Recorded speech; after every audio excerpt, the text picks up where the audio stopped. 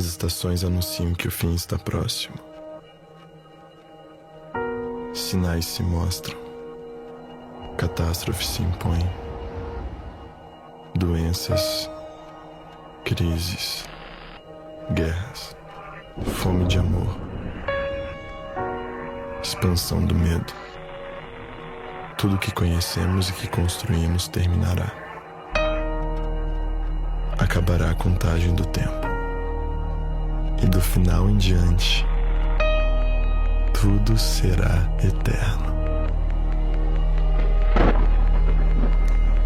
Não haverá mais morte, lágrima ou dor.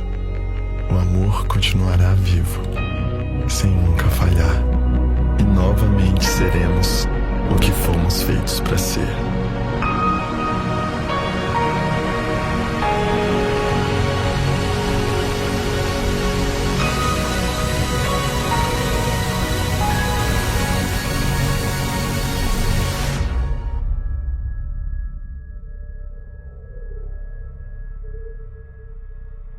Estamos voltando para casa.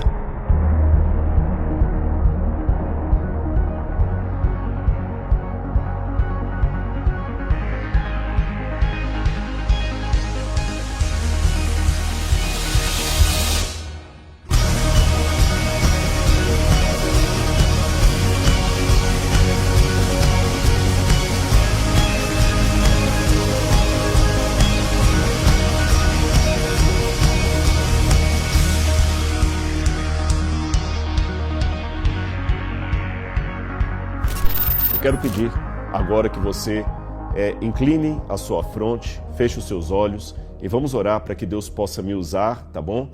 Nesse momento para transmitir para você de maneira mais clara e didática aquilo que Jesus falou sobre o fim dos tempos. Será que estamos na iminência de presenciar o fim do mundo? Daqui a pouquinho a gente vai conversar sobre isso. Vamos orar? Amado Senhor, no sagrado e poderoso nome de Jesus eu ergo minha voz agora até Ti. Que o Teu trono de graça possa descer até o nosso meio. Que possamos sentir o Teu amor, a Tua presença e a Tua companhia. Que todos os que estão comigo nesse momento ligados, Senhor, no Brasil ou no exterior, que possam de alguma forma sentir a companhia do Teu Santo Espírito. Que os anjos estejam conosco. Que eles possam participar com entusiasmo, possam ler a Tua palavra. E dá-me, Senhor, humildade e unção, para falar não algo de acordo com a minha cabeça, mas de acordo com o que está na Bíblia Sagrada. Que eles possam se apaixonar por esse livro maravilhoso, a Tua Bíblia, o Teu livro. Dá-nos a Tua paz, receba o nosso amor, em nome de Jesus. Amém, Senhor. Amém.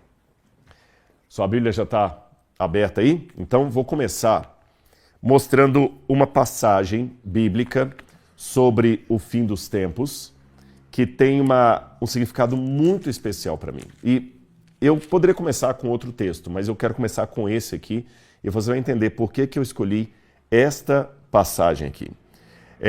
O livro de Mateus, você pode abrir na sua Bíblia para acompanhar, Mateus capítulo 25, versículo 31 em diante, diz assim: Quando o Filho do Homem vier na sua majestade, e todos os anjos com ele, então se assentará no trono de sua glória. Todas as nações serão reunidas em sua presença e ele separará uns dos outros, como o pastor separa as ovelhas dos cabritos. Porá as ovelhas à sua direita e os cabritos à sua esquerda. Então o mestre dirá aos que estiverem à sua direita: Venham, benditos de meu Pai. Venham herdar o reino que está preparado para vocês desde a fundação do mundo. Porque eu tive fome e vocês me deram de comer. Eu tive sede e vocês me deram de beber. Eu era forasteiro e vocês me hospedaram. Eu estava nu e vocês me vestiram. Enfermo e me visitaram. Preso e foram me ver. Então os justos perguntarão: Quando foi que vimos o Senhor com fome e lhe demos de comer, ou com sede e lhe demos de beber? E quando foi que vimos o Senhor como forasteiro e o hospedamos, ou nu e o vestimos? Quando foi que vimos o Senhor enfermo ou preso e fomos visitá-lo? O mestre respondendo lhes dirá: Em verdade lhes digo que, sempre que o fizerem a um desses pequeninos irmãos, foi a mim que o fizeram. É triste a continuação desse relato, porque Jesus dirá algo semelhante, porém às avessas, para aquele outro grupo representado pelos cabritos que estarão do outro lado. Ele dirá: vocês apartem-se de mim, porque eu não conheço vocês. Porque eu tive fome, vocês não me deram de comer, tive sede, não me deram de beber, eu tive nu, vocês não me vestiram, estive preso, não me visitaram. E eles também perguntarão: quando é que nós deixamos de fazer isto? E ele falará: todas as vezes que vocês deixaram de fazer isso a um pequenino, vocês deixaram de fazer a mim.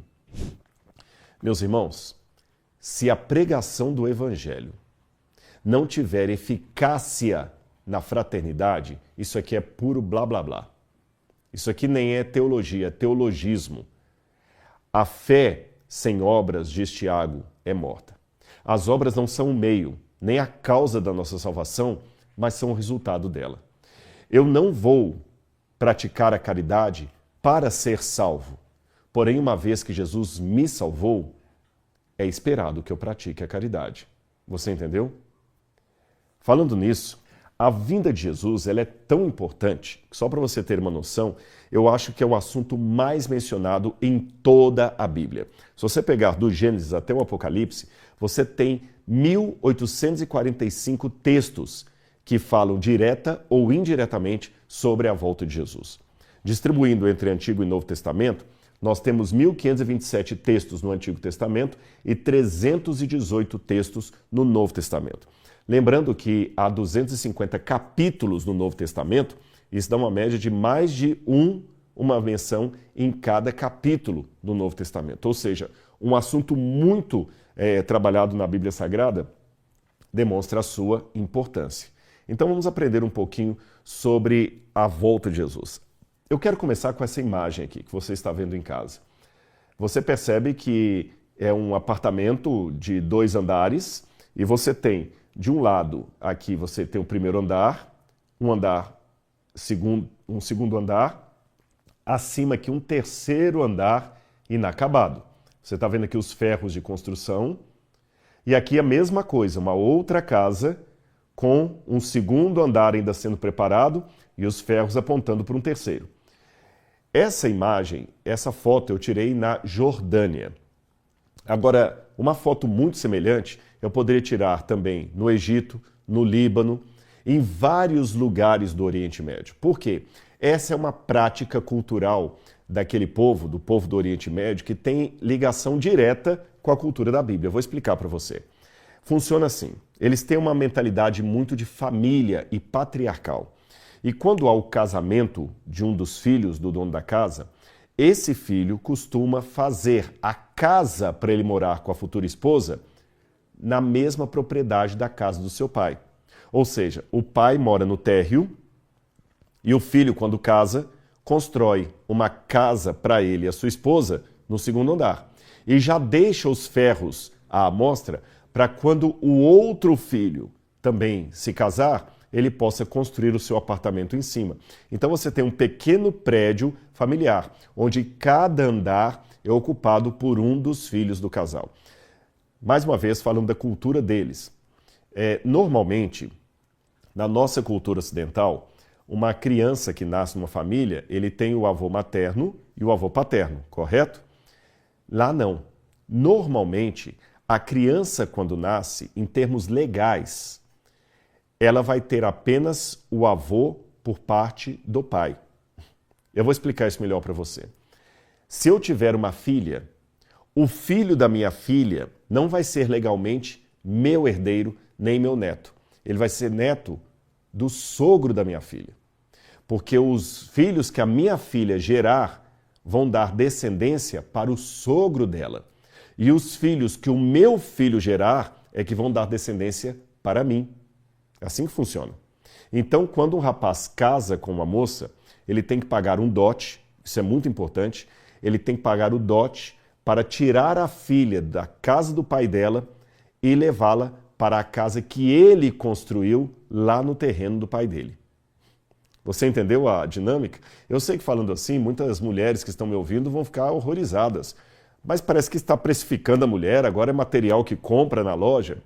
Olha para você ver como é que a cultura muda. Eu estava certa vez conversando sobre esse assunto com algumas meninas lá no Cairo, lá no Egito. E eu não consegui convencê-las da nossa cultura ocidental. Eu lembro até hoje algumas delas falando assim, mas que absurdo, como é que uma menina brasileira tem a coragem de casar com um jovem que não pagou nem um tostão para casar com ela? Na cabeça dela, ela não foi valorizada. Eu vou explicar numa outra forma para você entender essa questão do dote. Veja bem, se a minha filha não vai dar descendentes para mim, em si para o sogro dela, tirar a minha filha de casa é me privar de uma joia rara que eu tenho. Correto? Concorda comigo? Porque eu alimentei a minha filha, eu dei comida para ela, eu dei abrigo para ela, eu a protegi, e agora vem um homem, um rapaz, tira ela da minha casa para levar para morar com ele, e os filhos que ela tiver vão ser descendentes do pai dele. Então, assim como você, ao tirar uma joia preciosa de uma joalheria, você tem que pagar por ela. E o que é o pagamento se não uma indenização? Então o dote era uma forma de indenizar o pai da menina por tirar uma joia de grande valor da casa dele. Além disso, ao pagar o dote, o rapaz está mostrando que ele é responsável, porque ele não pode usar dinheiro da sua própria herança ou dinheiro do pai dele para pagar o dote. Ele tem que trabalhar. E em terceiro lugar, ele está mostrando que é um provedor de família, que ele consegue levantar dinheiro e ama o bastante aquela menina a ponto de pagar para casar-se com ela aquilo que o pai pedir. Então funcionava assim. O João está apaixonado pela Maria. Ele vai com a família dele até a casa do pai da Maria. Eles fazem um contrato nupcial. O pai da Maria fala, bom, você já sai daqui então comprometido a casar com minha filha. Mas para que esse casamento se efetive, eu lhe dou 1 ano para você levantar aí $20 mil, $30 mil. E além disso, você tem que construir a casa para levá-la. Tudo bem. Feito o acerto, ele sai da casa do sogro e agora ele começa a trabalhar para juntar dinheiro para pagar o dote. E nesse meio tempo, enquanto ele está pagando o dote, ele também está construindo uma casa para a esposa na casa do pai dele. Entendeu como é que funciona? Entendeu agora o porquê dessa imagem que está aqui atrás? Agora, com base nisso, vamos aos tempos bíblicos. O sistema era o mesmo. Você tinha várias casas e, como você pode ver na sua tela, essas casas também eram casas construídas na casa de um patriarca. Aqui morava uma família, está a abertura aqui. Aqui morava uma outra família, aqui morava uma outra família. Então, você vê, são várias famílias morando e todas dividindo o mesmo quintal. Certamente você tinha um patriarca e os filhos foram casando e cada um vai construindo ali, vai morando ali. Na casa de um pai há muitas moradias. Aí nós vamos para o Novo Testamento. E nós temos essa cena aqui atrás. Você deve conhecer, foi a cena da última ceia de Jesus com seus discípulos, quando Jesus estava tendo o seu discurso de despedida, e todos estavam muito tristes, porque Jesus dizia, eu vou embora para a casa do Pai. Mas olha a linguagem de Jesus ao despedir-se deles. João, abra sua Bíblia aí, capítulo 14, versículos 1 em diante. É uma promessa da sua vinda. Que o coração de vocês não fique angustiado. Vocês creem em Deus? Creiam também em mim. Na casa de meu Pai há muitas moradas. Se não fosse assim, eu já lhes teria dito, pois vou preparar um lugar para vocês. E quando eu for e preparar um lugar, voltarei e receberei para mim mesmo, para que onde eu estou, vocês estejam também. A linguagem que Jesus usa, se você perceber bem, é a mesma linguagem de um noivo diante da sua noiva. Eu vou preparar um lugar. Eu vou pagar o dote e voltarei para desposar você. Esse quadro que está aqui atrás ilustra exatamente aquilo que Jesus estava tendo com seus discípulos. Um compromisso matrimonial. Jesus estava indo como um noivo para pagar o dote da noiva e preparar uma morada na casa do Pai. Olha a linguagem que Jesus fala, como ela é muito pertinente à cultura daquela época. Preparar um lugar na casa do Pai. Você pode perguntar, tudo bem, Jesus preparar um lugar na casa do Pai, eu entendi então de acordo com a cultura. E o dote? Ora, no dia seguinte ele estaria pagando o dote ao morrer na cruz do Calvário para a salvação da sua amada igreja, que era comparada a uma esposa. Tanto é que no Apocalipse, quando fala da volta de Jesus, a volta de Jesus é considerada como sendo uma cerimônia de casamento. Casamento às vezes é chamado também de bodas. Veja o que diz aqui em Apocalipse capítulo 19, versículo 7 em diante.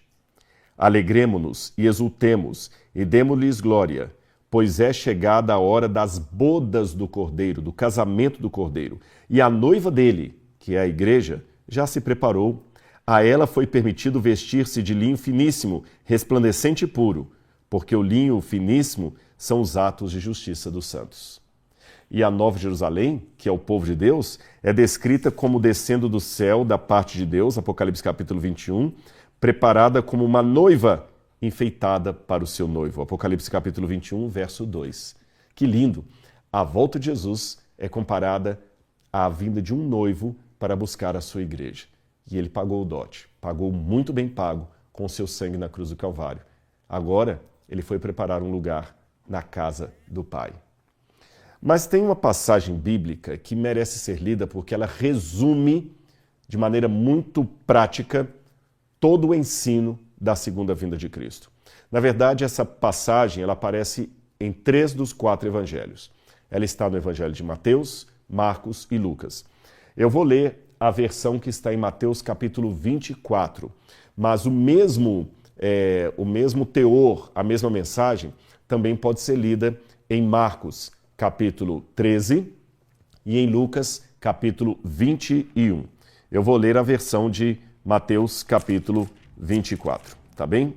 E como eu disse, você pode ler isso também em Marcos 13, do capítulo 1, do versículo 1 em diante, e Lucas 21, do verso 5 em diante. Eu vou ler a versão de Mateus. A sua Bíblia está aí com você? Senão, vou dar um tempinho. Pegue a Bíblia. É muito importante, pessoal, vocês anotarem tudo que eu estou falando. Estou dando uma aula para vocês aqui. Anotem. Aliás, eu fiquei tão feliz quando, já aconteceu isso mais de uma vez, eu encontro alunos do Bíblia Comentada que anotam tudo. Agora, na última viagem que a gente fez para Israel, havia uma moça, até de Belo Horizonte lá, ela mostrou a Bíblia dela toda anotada com as passagens do Bíblia Comentada. E sabe o que ela fez? Ela levou uma Polaroid e ela tirava foto dos lugares que eu explicava para colar na Bíblia dela. Essa sensibilidade, esse rigor com que alguns anotam tudo que a gente fala, me deixa tão feliz perante Deus, porque eu estou aqui com essa missão, dada por Deus, levar a Bíblia até você, até o seu lar, até o seu coração. Então vamos lá, Mateus capítulo 24. Eu vou pedir licença a você, porque eu vou ter que ler o capítulo todo, mas não vai ficar cansativo. Eu vou tentar ler, para um pouquinho, faz um comentário, mas é importante essa leitura. Eu preciso dela. Por isso que seria interessante você ter a sua Bíblia e acompanhar comigo e sublinhar as partes importantes. Posso começar a leitura? Mateus capítulo 24.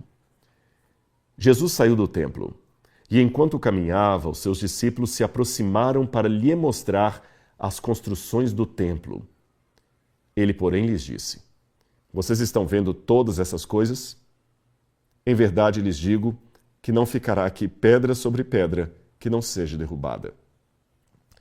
Imagine Jesus andando com os discípulos no templo, e eles lá admirados: que bonito, Senhor, é como grandioso isso aqui. E Jesus fala o seguinte: aqui não vai ficar pedra sobre pedra.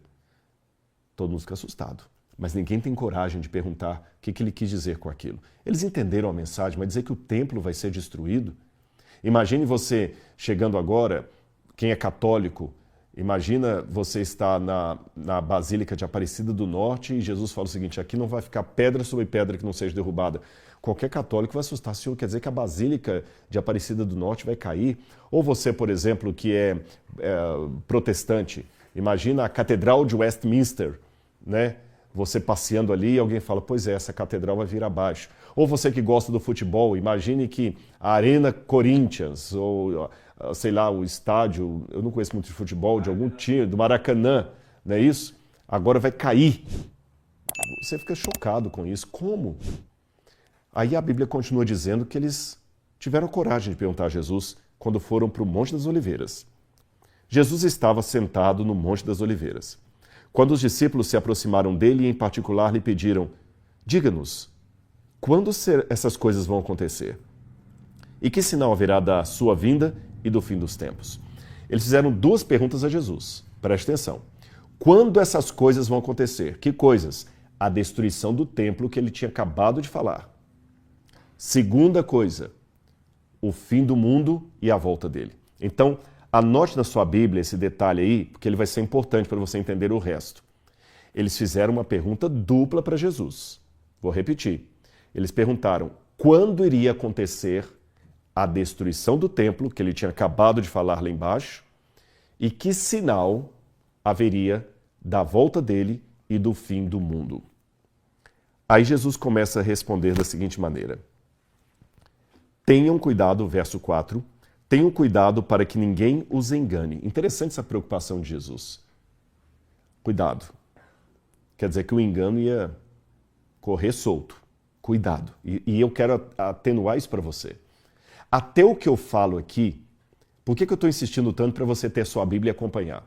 Você podia estar ouvindo, mas primeiro tem um motivo didático. Quando você só ouve, você retém tantos por cento da aula. Quando você ouve e anota, o grau de retenção é maior. Quando você ouve, anota e acompanha a leitura do que está sendo dito, você alcança muito mais. E quando você lê, ouve, anota e ainda passa para frente o que você aprendeu, aí a sua retenção é quase 100%. Além disso, além desse motivo didático, eu não quero que você acredite apenas porque o Rodrigo Silva falou. Eu quero que você acredite porque eu estou mostrando na Bíblia. Lembrem, cuidado que ninguém engane vocês. Se tem essa advertência, é porque ia ter muito engano. Tá certo? Ora, ninguém fala no deserto, leve um guarda-chuva na hora de sair. Se eu estou mandando você levar guarda-chuva, é porque vai cair chuva. Se eu estou mandando você levar bota de neve, é porque vai nevar. Se eu estou alertando para não ser enganado, é porque haverá engano. Preste atenção. Tenham cuidado para que ninguém os engane, porque virão muitos em meu nome dizendo, eu sou o Cristo, e enganarão a muitos. Vocês ouvirão falar de guerras e rumores de guerras. Fiquem atentos e não se assustem, porque é necessário que isso aconteça. Mas ainda não é o fim. Porque nação se levantará contra nação e reino contra reino. Haverá fomes e terremotos em vários lugares. Eu estou nessa câmera aqui mais aberta. Percebeu o que Jesus falou? Aliás, o pessoal já está me dando informação aqui que nós temos 6.000 pessoas acompanhando a gente ao vivo agora. Mas podemos aumentar esse número. Aproveita agora para chamar outras pessoas também. Tá certo? O que eu vou falar aqui é muito sério, é palavra de Deus. 6.000 é um número bom, mas a gente pode aumentar para 7.000, para 8.000 pessoas, 10.000 pessoas ouvindo. Quanto mais pessoas puderem ouvir essa mensagem, então está na hora agora. Aproveita esse momento. Eu estou dando alguns segundinhos aqui na leitura. Manda uma mensagem, manda O que a pessoa pode mandar? Um WhatsApp, não é isso? Pode também fazer comentários, aí o YouTube vai começar a mostrar para outras pessoas. Vamos aumentar esse número aí até o final, tá certo? Já deu tempo para chamar outras pessoas? Vamos continuar aqui. Portanto, se levantará, verso 7, nação contra nação, reino contra reino, haverá fomes e terremotos em vários lugares. Porém, todas estas coisas são o princípio das dores. Vocês serão entregues e serão maltratados, e eles os matarão. Vocês serão odiados de todas as nações por causa do meu nome. Nesse tempo, muitos hão de se escandalizar, trair, odiar uns aos outros. Muitos falsos profetas se levantarão e enganarão a muitos. Olha o engano aqui. E por se multiplicar a maldade, o amor se esfriará de quase todos. Aquele, porém, que ficar firme até o fim, esse será salvo. E será pregado esse evangelho do reino a todo mundo para o testemunho de todas as nações, então virá o fim. Ora, vou fazer uma pergunta para você. Num primeiro momento, parece que Jesus se equivocou. Porque tudo que ele falou, e a gente lê rapidamente assim como sendo sinal da volta dele do fim, já tem aqui desde que o mundo é mundo. Perguntas mais diretas. Jesus falou de guerra, Jesus falou de fome, Jesus falou de terremoto. Desde quando tem guerra no mundo? Desde que o mundo é mundo. Desde quando há fome no mundo? Desde que o mundo é mundo. Desde quando há terremotos no mundo? desde que o mundo é mundo. E talvez você possa falar assim, sim, mas é porque hoje tem mais fome do que no passado, mais guerra no passado? Não necessariamente. Na época do Egito teve uma fome que quase matou a população do Egito todinha. Na Segunda Guerra Mundial teve uma guerra de proporções maiores do que a que está acontecendo agora.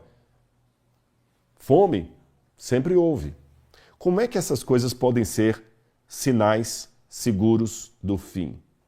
É isso que nós vamos começar a analisar aqui hoje, tá bem? Então a primeira pergunta que alguém pode fazer, porque aliás muitas pessoas, algumas até que são ateias, descrentes, mas são sinceras. Porque a gente já tende a rotular o ateu descrente como sendo uma pessoa de caráter duvidoso. Não. Às vezes ele até queria acreditar, mas ele não consegue. Ele tem uma dúvida honesta. E essa dúvida não foi sanada. Quem sou eu para julgar? Estou tentando lembrar qual foi a poetisa que esses dias eu ouvi um áudio, a Raquel de Queiroz. A Raquel de Queiroz falando assim, ó, eu sou ateia, mas não pense que sou mais feliz do que isso não. Quando minha filhinha morreu, a pior coisa que tem é ser ateia nessa hora, porque você não sabe nem para quem pedir.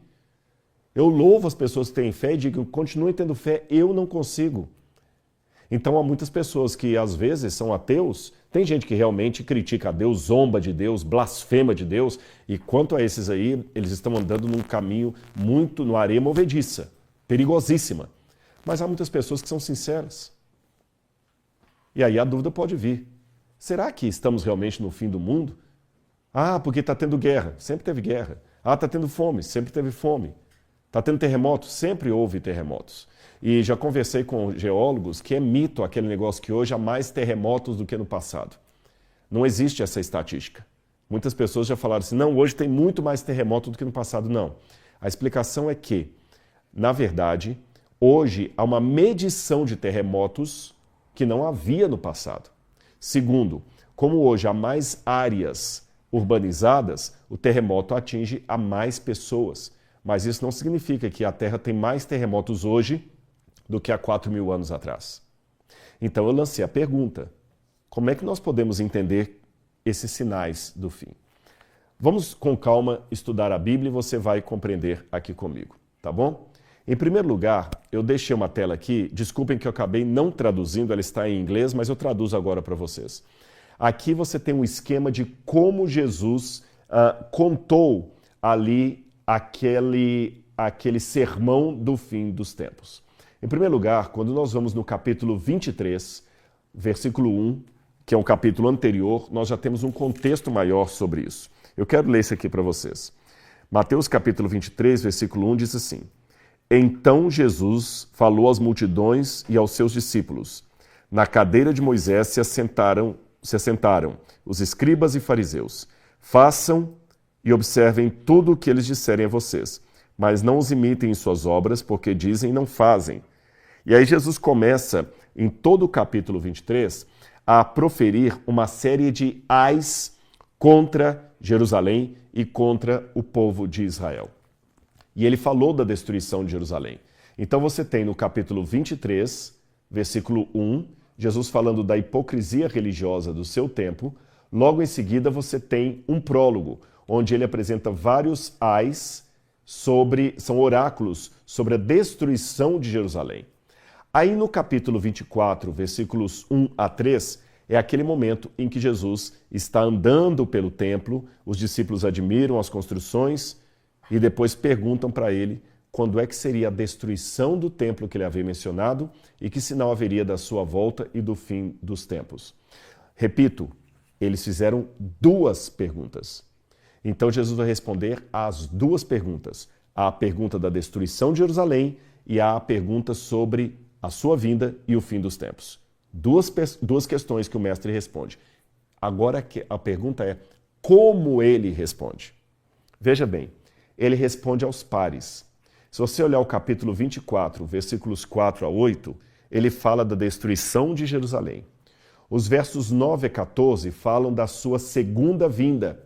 Os versos 15 a 20 voltam a falar da destruição de Jerusalém. Os versos 21 a 31 voltam a falar da segunda vinda. Os versos 32 a 35 falam da destruição de Jerusalém. Os versos 36 a 39 falam da sua segunda vinda. E depois no epílogo, que vai do 24:40 ao 25:46, sempre a advertência. Fiquem preparados, porque a qualquer momento virá o Senhor. Aí você pode me responder assim, peraí, Rodrigo, deixa eu ver se eu entendi. Então Jesus recebeu duas perguntas, ok? Ok. Quando seria a destruição do Templo de Jerusalém e que sinal haveria da sua vinda e da volta e do fim do mundo? Ok, tudo isso eu entendi.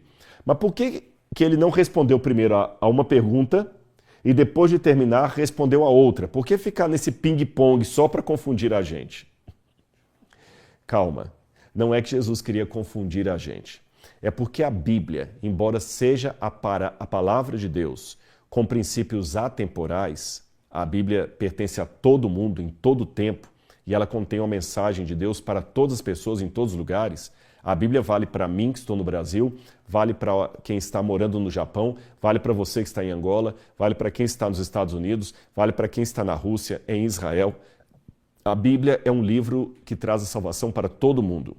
Embora isso seja verdade, como material literário, a Bíblia foi escrita numa cultura específica, tá certo?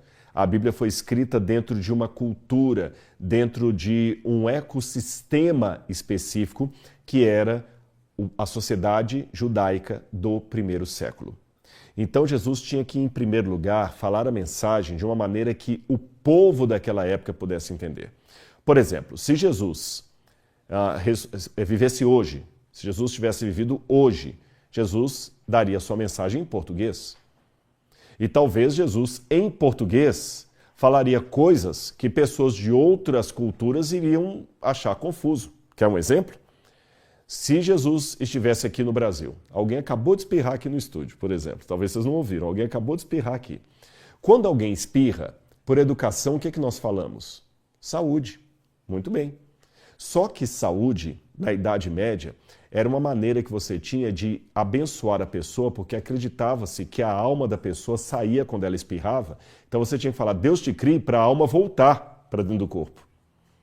Agora, quando eu falo saúde aqui, saúde, Maurício, para você que espirrou, eu não estou acreditando que a alma do Maurício caiu pela boca ali, não, estou sendo apenas educado.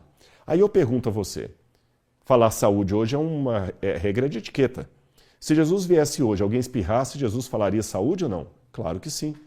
Mas significava que Jesus estava endossando a crença medieval de que a alma sai pela boca? Não, Jesus estaria sendo apenas educado. Se alguém hoje, se Jesus vivesse hoje, ele ia dizer para alguém que estava saindo, vá com Deus. E se ele estivesse indo embora, ele ia dizer, fiquem com Deus. Ao dizer vá com Deus, Jesus não estaria negando a onipresença do Pai. Porque raciocine comigo, se Deus está em toda parte, literalmente, não tem como alguém ir com Deus, porque Deus já está lá e está aqui também. Também não tem como alguém ficar com Deus. Fique com Deus. Quando nós dizemos vá com Deus ou fique com Deus, nós não estamos negando a onipresença do Pai. É apenas uma maneira educada de desejar boa sorte, de desejar proteção divina na caminhada da pessoa. É que os anjos de Deus te acompanhem. A gente fala, vá com Deus. Percebeu? Mas ao pé da letra, o vá com Deus, parece que Deus vai com a pessoa para um lugar onde ele não está ainda. Então, aparentaria uma contradição. E não é. É apenas uma maneira de se expressar. E Jesus se expressou de acordo com a maneira daquele tempo. Ficou claro para você? Se ficou, comente aí no chat para que o pessoal possa me dar o feedback aqui, tá bom? Se alguma coisa não ficou clara. Agora eu vou ensinar uma outra coisa para você. Hoje, você e eu temos o privilégio de ter livros em casa. Podem ser livros físicos, como esse que está na minha mão, podem ser livros em tablet, um e-book, mas naquela época um livro era muito caro. A produção de um livro como a Ilíada de Homero custava pelo menos 1 ano e meio de trabalho braçal. O custo para produzir uma cópia desse livro, não tinha imprensa. Então as pessoas não tinham um livro debaixo do braço. A maior parte delas não sabiam ler nem escrever. Então a maneira que elas tinham de memorizar o que estava nos livros era prestar atenção na forma como aquilo era lido. E as pessoas já liam tudo em... ficou claro, já me deram um feedback aqui que ficou claro. Obrigado, viu? E eu quero saber se está aumentando o número de pessoas também que estão conosco aí, tá bom? Se vocês puderem me dar um retorno aqui. Também é importante que a pessoa, ao ler o texto, leia de forma a facilitar a memorização.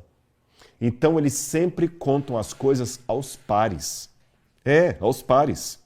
Por exemplo, aqui no Brasil, nós temos aqui, por exemplo, a Mari e o David trabalham conosco aqui, estão noivos para se casar. Aqui no Brasil, eles estão inclusive aqui vão me matar porque eu estou falando o nome deles em público aqui, viu? Hoje, como é que eu conto a história da Mari e do David para vocês? Eu falo assim, olha, a Mari e o David vão se casar. O David gostou dela, ela gostou dele. Acabou. Viveram felizes para sempre. No Oriente Médio, eu não contaria isso assim. Sabe como é que eu contaria? David viu a Mari. Ele olhou para ela. David gostou daquela menina. Ele amou aquela garota. Decidiu morar com ela. No coração, nasceu a vontade de casar. Você percebeu como é que eu contei a história deles? Eu falei a mesma coisa, sempre com duas frases com palavras diferentes. Uma outra maneira que você tem é pegar dois assuntos. Percebeu então a maneira? Aliás, vou dar até um exemplo na Bíblia. Abra a Bíblia comigo agora no Salmo 50. Olha como é que esses pares que eu dei o exemplo aqui estão no Salmo 50. Olha aqui, por exemplo. Olha aqui. Opa, abri errado, abri em Isaías. Salmo 50. Esse aqui é um salmo que vai ilustrar bem o que eu quero dizer para vocês. Não, vamos ler o 51, fica melhor ainda. Já abrindo sua Bíblia? Posso ler? Olha como é que sempre é aos pares, a mesma coisa dita duas vezes com palavras diferentes. Como eu fiz aqui na história de amor do David e da Mari. Olha como é que eu falei, olha. O David viu a Mari. Ele olhou para ela. David viu. Ele olhou. Mari, ela. Percebeu? É assim que a Bíblia é descrita. Agora vamos para o Salmo. Compadece-te de mim, ó Deus, segundo a tua benignidade. Segundo a multidão das tuas misericórdias, apaga minhas transgressões. Ele falou a mesma coisa, de duas maneiras. Lava-me completamente da minha iniquidade. Purifica-me do meu pecado. Lava-me, purifica. Iniquidade, pecado. Pois eu conheço as minhas transgressões. O meu pecado está sempre diante de mim. Pequei contra ti somente. Fiz o que era mal aos teus olhos. Verso 5. Eu nasci na iniquidade. Em pecado me concebeu a minha mãe. Percebeu essa maneira dupla de falar as coisas? Ficou claro para você? Vários salmos estão nesse formato de paralelos que eu mencionei.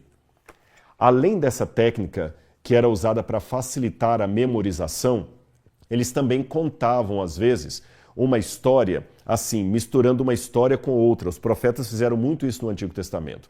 Então é como se eu contasse uma história, eu interrompo essa história para falar de uma outra paralela, depois eu volto naquela história, depois eu falo na outra paralela. Então imagina como se fossem teclas de piano. Você tem uma tecla branca, preta, branca, preta, branca, preta, tecla, né, para não fazer um troca-letras aqui.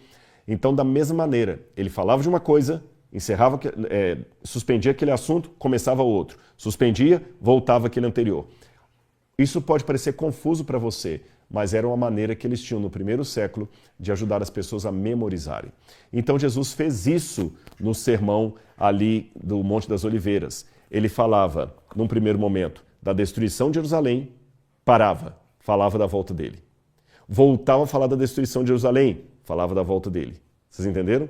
Então, quando você entende isso aqui, você percebe que quando Jesus está falando de algumas coisas que iriam acontecer, ele não está falando necessariamente que aquelas coisas seriam sinal do fim dos tempos.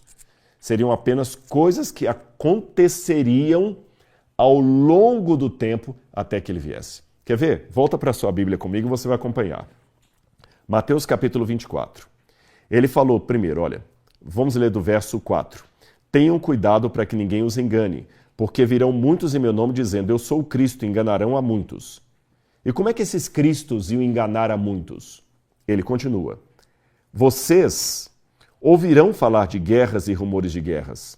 Fiquem atentos e não se assustem, porque é necessário que isso aconteça. Mas ainda não é o fim. Verso 6. Percebeu na sua Bíblia? Percebeu? Virão muitos dizendo eu sou Cristo e enganarão a muitos. Com que discurso? Guerra, guerra, guerra. Vocês vão ouvir falar de guerras e rumores de guerras, mas não se assustem, porque é necessário assim acontecer. Mas ainda não é o fim. Vamos acompanhar tudo isso agora com algumas imagens e vai ficar mais fácil de você entender. Aqui eu tenho uma das pedras da estrutura do Templo de Jerusalém. Está aparecendo para você agora na sua tela cheia, né? Essa pedra que vocês estão vendo aqui, o meu laser não está funcionando aqui. Bom, estou com problema no laser, mas não tem problema. Vou começar nessa câmera cheia aqui, essa câmera aberta aqui. Estão vendo essa pedra toda aqui? Ela tem mais de 8 metros de comprimento. Mais de 8 metros. E ela é uma pedra inteira que foi colocada aqui sem cimento. Há pedras ainda maiores do que essa, de 13 metros, inteiras, sem emenda. Pedra de calcário. Isso aqui até hoje, quando eu vou para Jerusalém, isso aqui é o que sobrou do templo, porque o resto tudo está em pedras, como Jesus falou que iria acontecer. Até hoje impressiona os grupos que eu levo ali. Agora imagina os discípulos quando viram tudo isso construído lindo, maravilhoso. Faz sentido eles ficarem admirados. O Evangelho de Marcos conta que eles até comentaram: Senhor, que pedras magníficas são essas? Aí Jesus falou: aqui não ficará pedra sobre pedra que não seja derrubada. E o templo mesmo, derrubaram tudo. Ficaram apenas algumas partes do muro de arrimo, quem sabe até para a gente ter uma noção da suntuosidade que era aquilo. Quando Jesus sobe no Monte das Oliveiras, os discípulos fazem então aquela pergunta dupla. Quando é que o templo vai ser destruído e que sinal haverá da tua vinda e do fim do mundo? Na verdade, o Evangelho de Lucas, acho que é Marcos ou Lucas, dizem que somente 4 discípulos estavam com Jesus nessa hora. Não os 12, somente 4. Eram eles: Pedro, Tiago, João e André. Tá bom? Pedro, Tiago, João e André. Esses 4. E foi para esses 4 que Jesus falou: olha, cuidado para que ninguém engane vocês. Porque virão muitos em meu nome dizendo, eu sou o Cristo. E eles vão falar, olha as guerras. Não se assustem com as guerras. É necessário que elas aconteçam, mas ainda não é o fim. Olha bem, aqui, muitos na época de Jesus estavam, aqui eu tenho a imagem de um guerrilheiro, passou demais aqui, de um guerrilheiro judeu daquela época. Uma imagem artística, é claro. Muitos judeus começaram a organizar grupos combatentes e grupos geralmente liderados por uma figura messiânica, ou seja, alguém que dizia, eu sou Cristo, e enganava muitos. E eles argumentavam que as guerras que estavam acontecendo no Império Romano eram um sinal dos tempos messiânicos. Vou mostrar para vocês uma imagem de um mapa aqui e você vai entender melhor isso. Opa, passou demais. Olha esse mapa aqui. Desculpe-me, ele deu uma falha aqui. Acho que ele está com dois, deixa que eu passo aqui. Passa aqui? Então tá bom. Olha, volta esse aqui. Eu vou deixar até o mouse aqui, ó, se vocês quiserem depois testá-lo aí. Aqui é um mapa do Império Romano. Você está vendo em casa? Eu estou na câmera aberta aqui, está dando para o pessoal ver bem aí? Todas essas chamas que estão aqui são focos de rebelião, de guerra civil e de insurreição que houve no Império Romano. O Império Romano ficava lutando... Opa, já estamos com 7.500, 1.500 pessoas a mais. Glória a Deus por isso. Podemos aumentar ainda mais, tá bem? E você que está chegando agora, abra sua Bíblia em Mateus capítulo 24, que eu estou explicando o que Jesus disse sobre o fim dos tempos, tá bom? Nós estamos lendo Mateus capítulo 24, onde Jesus falou que eles não deveriam ficar enganados porque surgiriam muitos cristos em nome dele, enganariam a muitos. E Jesus falou, vocês vão ouvir falar de muitas guerras e rumores de guerras, mas não se assustem porque é necessário que isso aconteça. Historicamente, o que Jesus falou se encaixa com o contexto histórico. Por quê? Como eu falei, aqui está o Império Romano e havia vários focos de rebelião. Então, aproveitando esses focos de rebelião que havia no Império Romano, aqui no território dos judeus, muitos líderes revolucionários pegavam em armas e falavam assim, olha, Roma vai cair. Roma vai cair. Tenho certeza disso. E nós vamos vencer, porque eu sou o Messias. Eu vou dar exemplos para vocês de alguns que fizeram isso. Você teve um homem chamado Judas Galileu, ele é até mencionado no livro de Atos dos Apóstolos, que ele começou uma rebelião na Galileia na época de Jesus. Houve outras rebeliões também na Galileia. A Galileia era foco dessas rebeliões, da maioria delas. Muitos líderes rebeldes. E o povo gostava daquilo, sabe por quê? O povo já estava cansado do Império Romano. E sempre que surge um ditador, é um terreno fácil para que um líder messiânico leve pessoas a uma guerra civil. Se você estudar, por exemplo, a história da Revolução Francesa, toda essa briga que tem hoje entre direita e esquerda, na verdade, nunca existiu direita e esquerda, isso é uma coisa muito artificial. Isso começou na Revolução Francesa, quando você tinha os girondinos e os jacobinos lá no parlamento, uns defendendo a monarquia, outros defendendo a revolução. Até que eles destroem a Bastilha, você tem Robespierre ali liderando o povo, você tem outras histórias também de revolução que houve, além dessa lá, e Roma enfrentava muitas rebeliões. Jesus foi um Messias que foi o Messias, não um Messias. Jesus foi o Messias. Messias e Cristo é a mesma coisa. Jesus foi o Messias, o Cristo verdadeiro. Mas, para os seus contemporâneos, ele foi um Messias frustrante. Porque eles esperavam um que pegasse em armas e botasse os romanos para correr. E ele sobe e fala que a gente tem que orar pelos inimigos, se alguém bater numa face, oferecer a outra.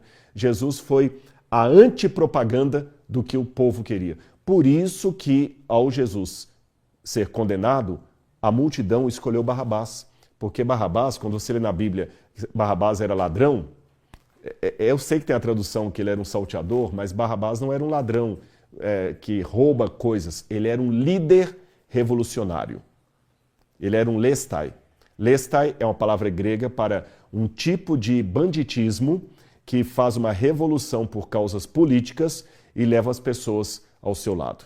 Então, essas guerras estavam acontecendo em Roma e Jesus falou o seguinte, olha, vocês ouviram falar de guerras e rumores de guerras, mas não assustem por causa disso, não. É necessário que isso aconteça, mas ainda não é o fim. Não seriam esses focos de batalhas contra os romanos que indicariam que o Messias haveria chegado.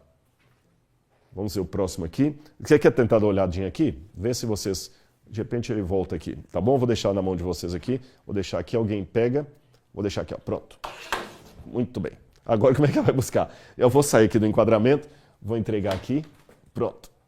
Resolvido. Voltando para cá. Imagine o povo agora liderados por aqueles rebeldes.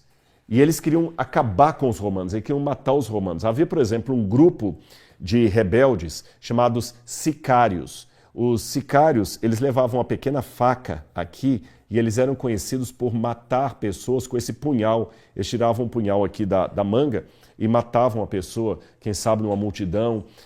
Eles saqueavam também caravanas romanas que estavam levando moedas, que eram os impostos de Roma, matavam os soldados romanos, eles matavam líderes romanos sob encomenda. Você tinha também os zelotes ou zelotas, tanto faz zelotes ou zelotas, a palavra é a mesma, que eles promoviam a violência para emplacar a sua agenda. Mesmo que a violência, mesmo que a violência fosse contra os seus pares. Por exemplo, um grupo de zelotas matou várias mulheres e crianças no En-Ged, numa região ali do deserto da Judeia, porque os homens não estavam aceitando participar da batalha. Numa outra feita, quando eles estavam em Jerusalém, eles botaram fogo nos armazéns de comida para que a população faminta aceitasse se unir ao seu exército. Era contra esses líderes que Jesus estava se levantando. E muitos deles tinham pretensões messiânicas, se diziam os cristos. Já falei do Judas da Galileia, vou citar outros para vocês. Aqui você tem, no ano 66, depois de Cristo, até o ano 73, a chamada Primeira Revolução Judaica.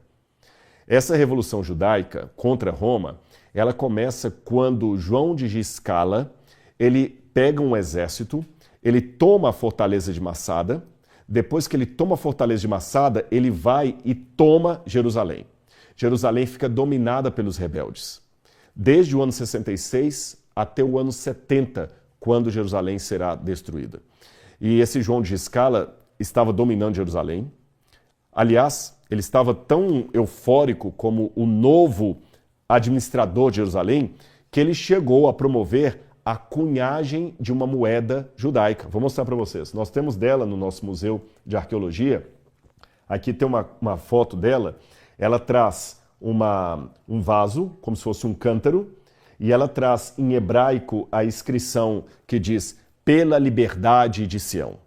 Pela liberdade de Sião. Eles cunharam várias dessas moedas. Depois houve brigas internas e o João de Escala também foi ameaçado no seu poder, e quem vai assumir o controle será Shimon Bar Giora. Esse Shimon Bar Giora, ele ficou com luta armada liderando Jerusalém até o momento em que ela foi destruída no ano 70.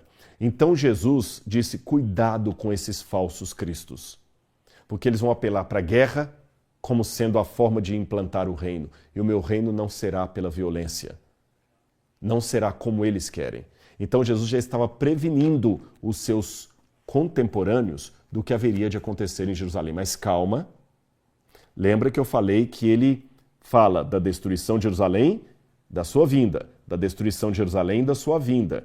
Ele não tinha uma mensagem só para eles. Esta mensagem também vale para nós que estamos vivendo hoje aqui. Tá certo? Não é uma visão preterista da Bíblia. Só naquele tempo não tem nada a ver com o futuro. Não, tem a ver com o futuro sim. É interessante que as últimas moedas que eles cunharam, eles mudaram o lábaro, pela liberdade de Sião para pela redenção de Sião. E alguns comentaristas acreditam que esse momento em que eles começaram a cunhar moedas pela redenção é que eles começaram a entrar em desespero. Sabe por quê? Roma mandou tropas da 10ª Legião Fretenses para cercar a cidade de Jerusalém. E os que estavam dentro sabiam que era uma questão de tempo, de dias, e eles morreriam de fome. Agora imagina, Jerusalém cercada de exércitos, todo mundo desesperados.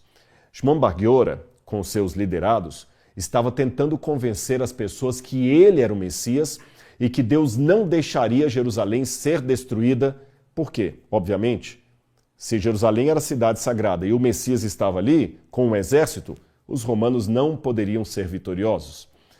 Para ser, assim, historicamente preciso com você, Flávio Joséfo conta a história de Shimon Bar Giora e Flávio Joséfo não chama Bar Giora de Cristo, de Messias. Porém, a maneira como ele descreve o comportamento de Bar Giora, bem como de João de Giscala, Judas da Galileia, demonstra que todos esses tinham sim uma pretensão messiânica. Eu sou o Cristo. E estavam enganando a muitos. Sabe por quê? Os cristãos que estavam em Jerusalém e também na Judeia viram Jerusalém cercada de exércitos e tiveram uma compreensão diferente. Eu vou explicar e você vai entender.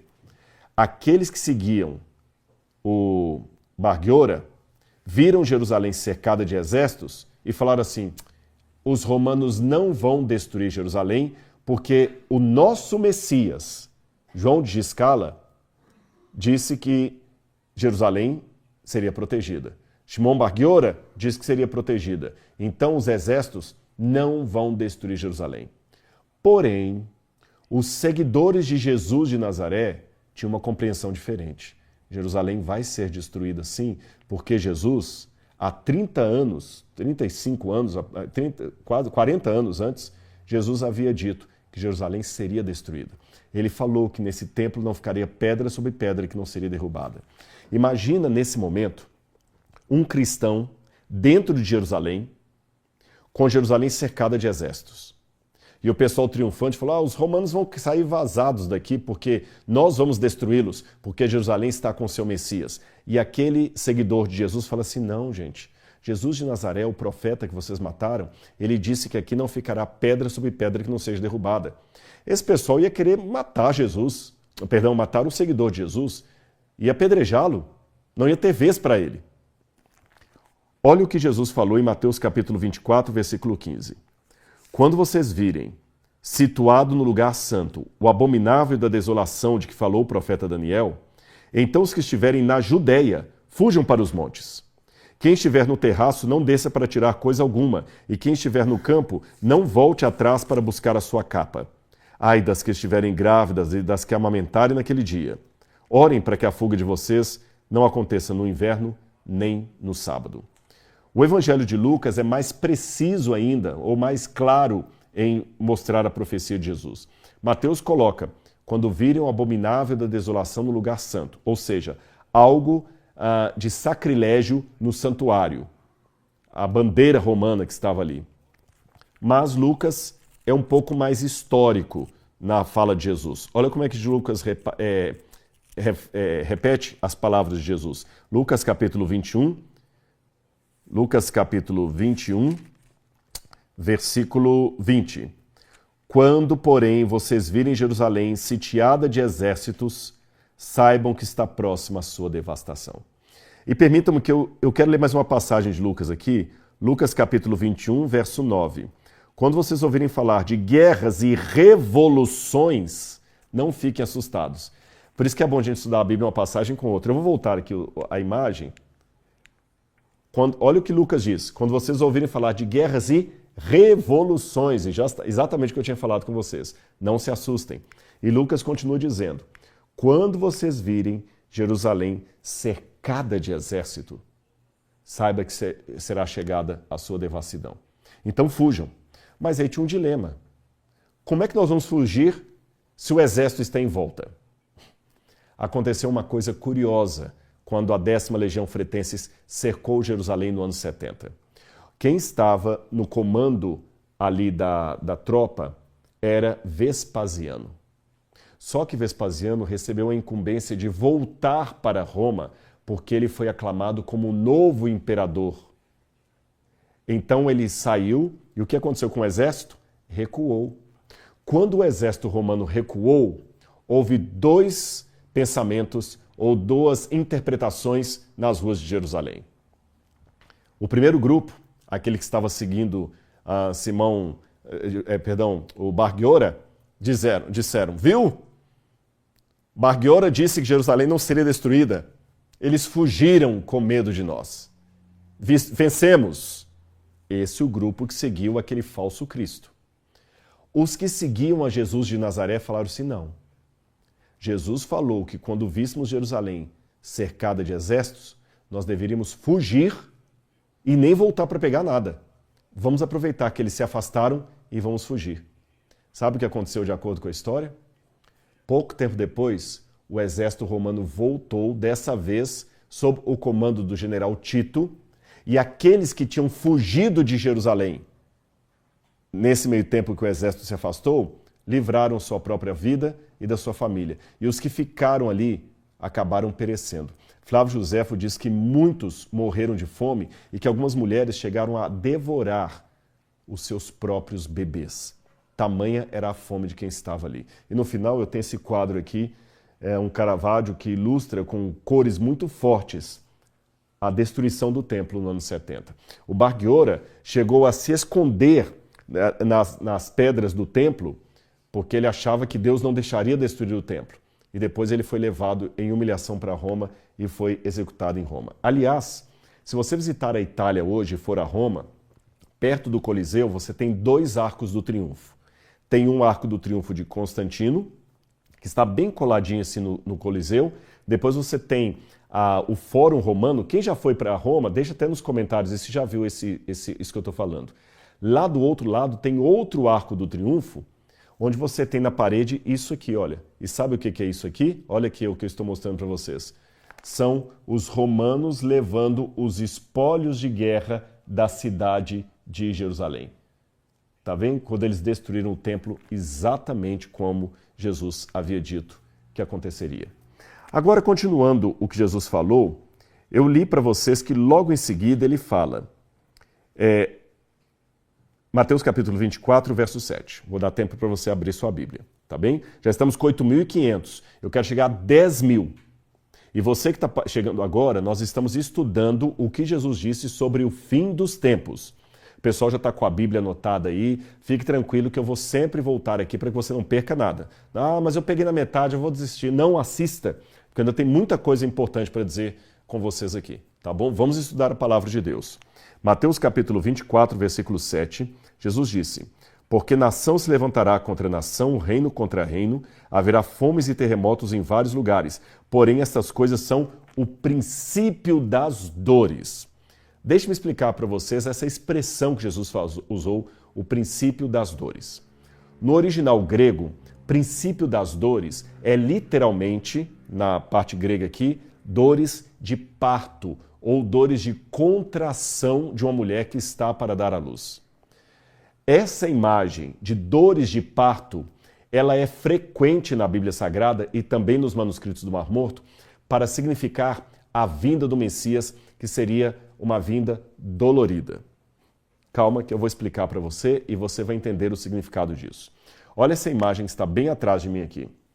Uma mulher que acabou de dar à luz, a outra está com o bebezinho aqui no colo, vocês estão vendo? Mas vejam o ar de cansaço da mulher, ela está exaurida. Percebam que ela está bem cansada. Vou pedir para colocar em tela cheia para que você possa ver. A mulher que está sentada, ela está cansada, ela está bem exaurida. Mas tem uma outra em pé e você nota que ela está com um dos seios à amostra, porque ela acabou de amamentar, e a outra também. Agora vem a parte mais chocante da história dessa lápide aqui. Isso mesmo, a lápide. Isso aqui é uma lápide funerária. Essa mulher morreu pouco tempo depois de dar à luz. Os romanos tinham o costume de, ao colocar as lápides nos túmulos, eles colocavam uma cena da vida daquela pessoa, ou quando ela estava viva, ou imediatamente antes da morte dela. Essa mulher morreu pouco tempo depois de dar à luz, por isso que a que está em pé também está com o seio à mostra, porque se tornaria a ama de leite do bebê que sobreviveu. Há muitas questões ginecológicas que hoje são facilmente resolvidas, mas no passado não tinha, por exemplo, não havia ultrassom, não havia pré-natal, não havia como detectar que a criança estava com cordão umbilical enrolado, não havia como tratar uma eclâmpsia, um problema de pressão alta. Então, o alto índice de mulheres que davam à luz e morriam era tremendo. Havia muitos casos de crianças que morriam, de mulheres que morriam depois do parto ou de ambos que morriam. Aliás, não precisa ir longe. No Brasil, de 50, 60 anos atrás também, era muito grande o número de mulheres que morriam ao dar à luz. A criança nascia, a mulher morria. Ou às vezes a criança morria. E também não era diferente nos tempos da Bíblia Sagrada. Por isso que a palavra de Deus usou essa imagem para simbolizar a vinda do Messias. Eu vou explicar a vocês por quê. Aqui eu tenho uma outra lápide de uma mulher lutando com dores de parto para dar à luz a uma criança. Na verdade, isso aqui é um entalhe romano também. Você vê a mulher gritando. Por quê? Eu coloquei várias passagens ali que você pode até dar um print na sua tela para depois você ler cada uma delas. Todas essas passagens mostram como as dores de parto foram usadas por Deus para um simbolismo profético. A primeira declaração da dor de parto foi dada em Gênesis capítulo 3, verso 16, quando Deus disse a Eva, sob dores você dará à luz ao seu filho. Mas Eva também representava a vinda do Messias, porque Deus, antes de falar para Eva que ela ia sofrer muito na hora de dar à luz, declarou que iria colocar inimizade entre o descendente da mulher e a serpente. Então, Adão e Eva sabiam que da mulher sairia o Messias Salvador, mas seria com muita dor.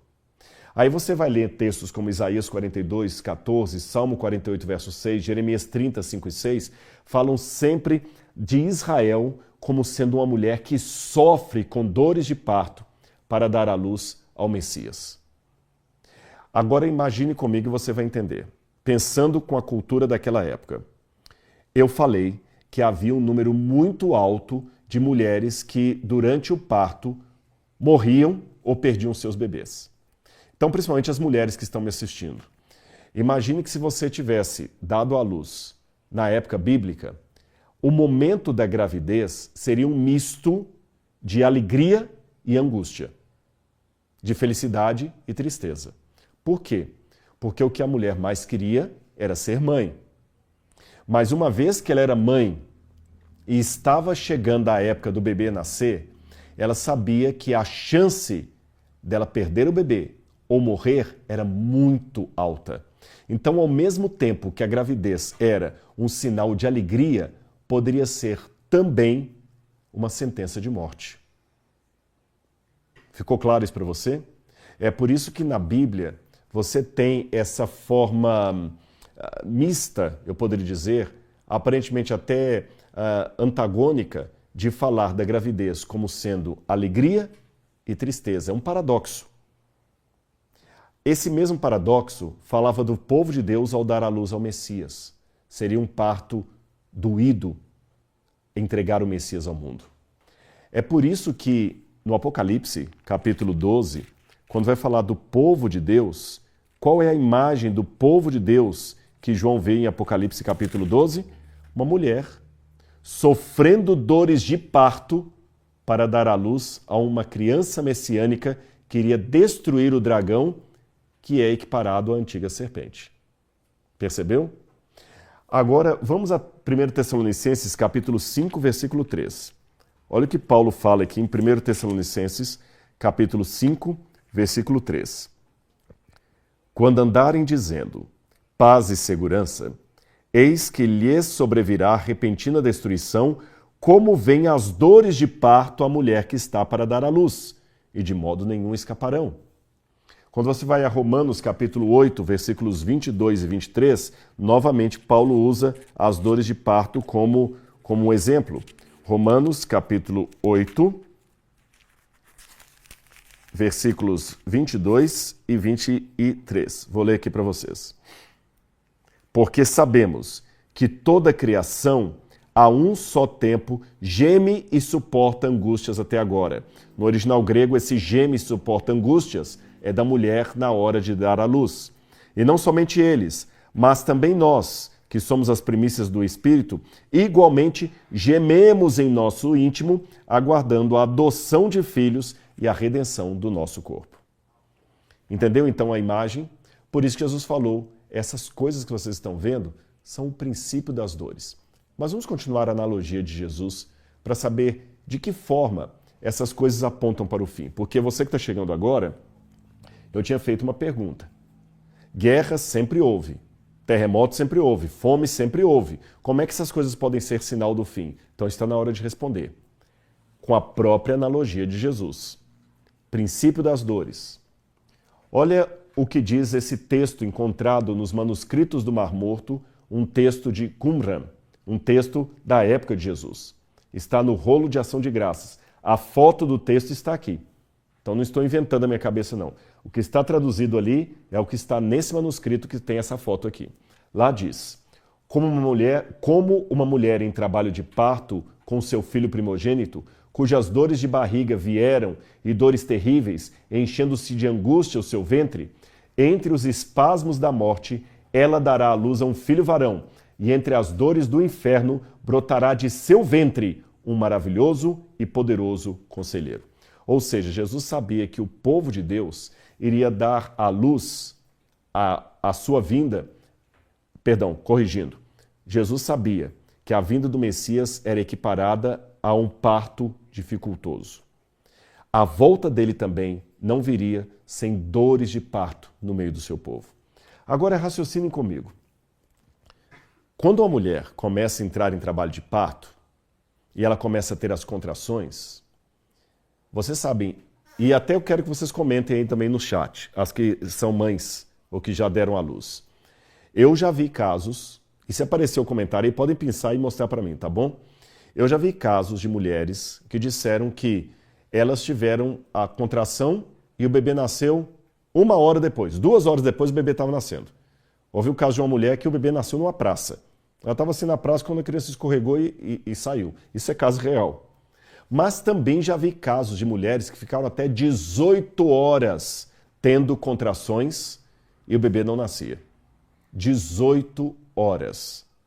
É muito tempo.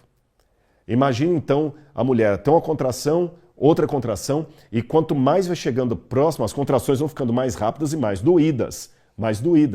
E elas vão, agora o intervalo entre as contrações também vai diminuindo. Mas repito, é uma caixa de surpresa. Algumas mulheres têm a primeira contração, o bebê nasce 1 hora depois. Algumas mulheres têm contração, o bebê vai demorar 18 horas para nascer. Até se teve alguém aí que já teve mais de 18 horas de contração, por favor, fala pra gente aí que eu quero saber.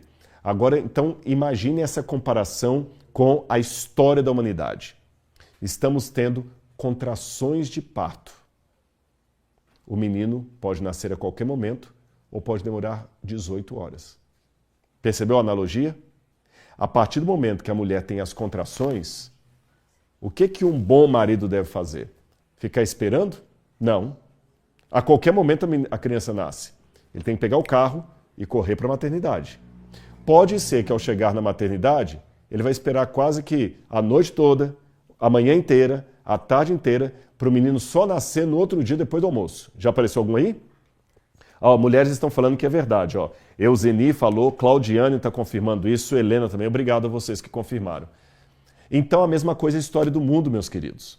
Nós estamos tendo contrações de parto no mundo. A qualquer momento ele volta.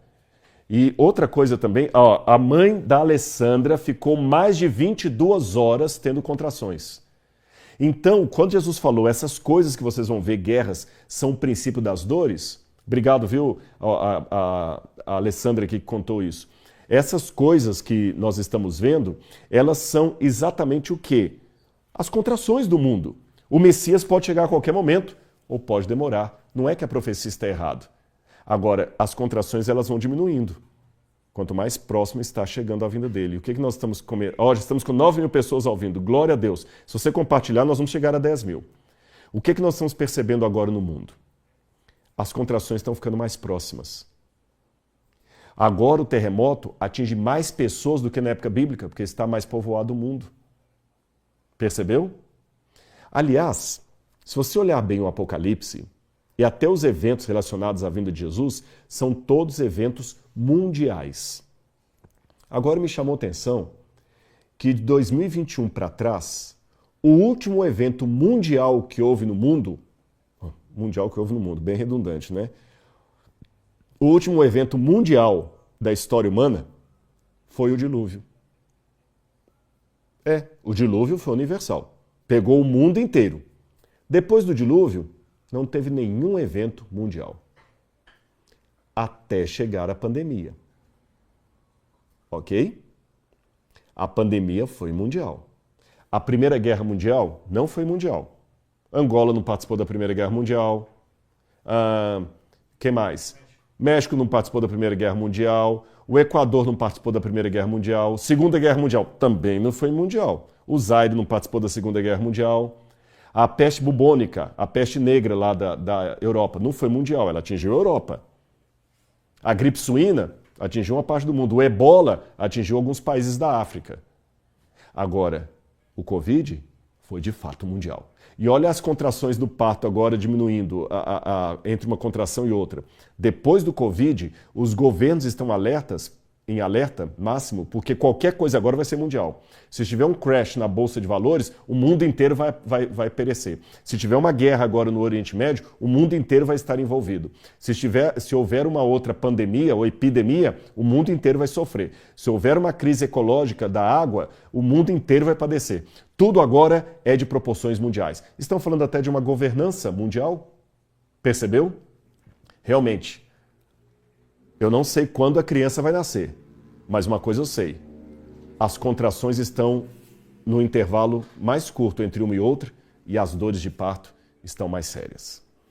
Continuando, uma questão que alguns podem perguntar, mas será que Jesus falhou na profecia? Eu vou ler uma passagem para vocês aqui, olha. Mateus capítulo 24, versículo 32, Jesus disse assim: aprendam a parábola da figueira. Quando já os seus ramos se renovam e as folhas brotam, vocês sabem que o verão está próximo.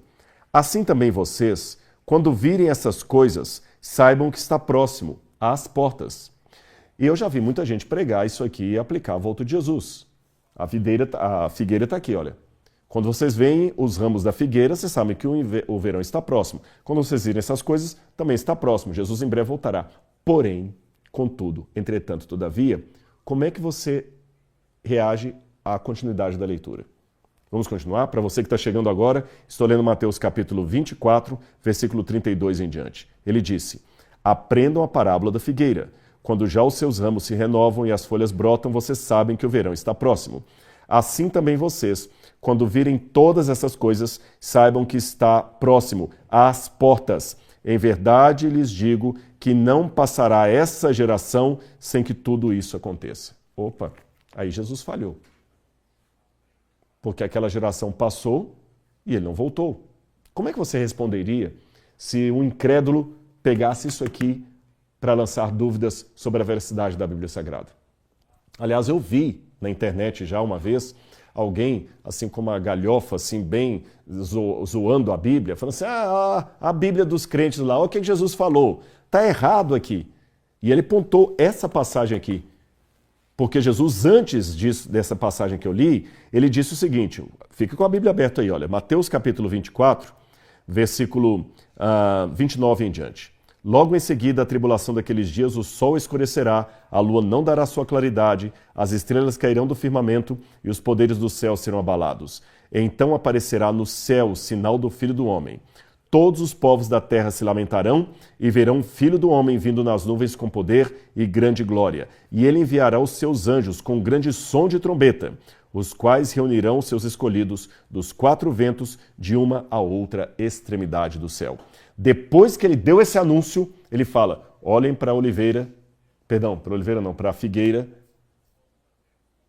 e eu afirmo para vocês que não passará essa geração sem que tudo isso aconteça. Só que isso foi dito há 2000 anos atrás, meu amigo. Aquela geração já passou e ele não voltou. Está vendo a importância de estudar a Bíblia?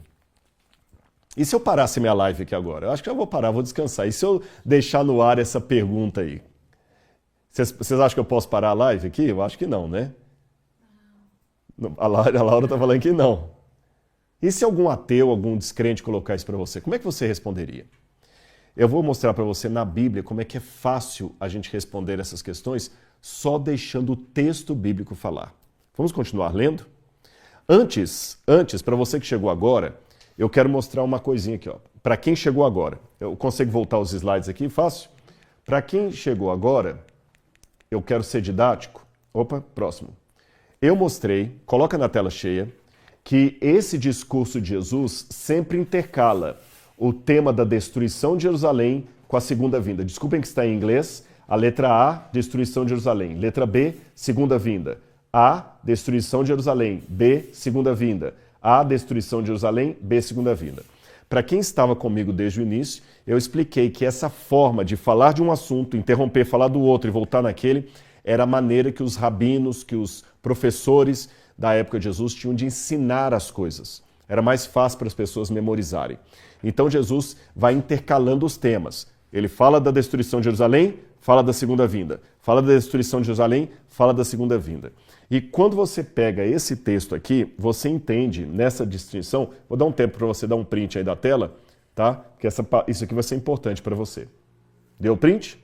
Posso continuar? Desculpem que está em inglês, eu esqueci de traduzir esse slide aqui. Mas é fácil isso, não é nada confuso de você ler, não. Mesmo para quem não saiba inglês. Essa parte que Jesus fala da figueira, ele está falando da destruição de Jerusalém, não da sua segunda vinda. Quer que eu prove para você? Vamos ler o texto. Aprendam a parábola da figueira, quando já os seus ramos se renovam, as folhas brotam, vocês sabem que o verão está próximo. Assim também vocês, quando virem acontecer essas coisas, saibam que está próximo às portas. Toda hora que ele fala está próximo às portas, está falando do juízo sobre Jerusalém. Passará o céu e a terra, porém minhas palavras não passarão. Mas, olha o verso 36, mas, conjunção adversativa. Toda vez que você usa uma conjunção adversativa, mas, porém, contudo, entretanto, todavia, sem embargo, mas, quando você usa essa conjunção, significa que o que você vai falar em seguida é o oposto do que você falou antes. Por exemplo, se eu falar com vocês assim, eu gostaria muito de ir à sua casa jantar, mas significa que eu não vou, correto? Se eu dissesse assim, eu gostaria muito de vir de paletó e gravata, mas eu vim sem paletó e gravata. O mas, ele sempre coloca uma situação oposta à outra. Então ele falou primeiro, quando vocês virem acontecendo essas coisas, saibam que está próximo às portas. E essa geração não passará sem que veja isso acontecendo. O quê? A destruição de Jerusalém. Mas, posso continuar?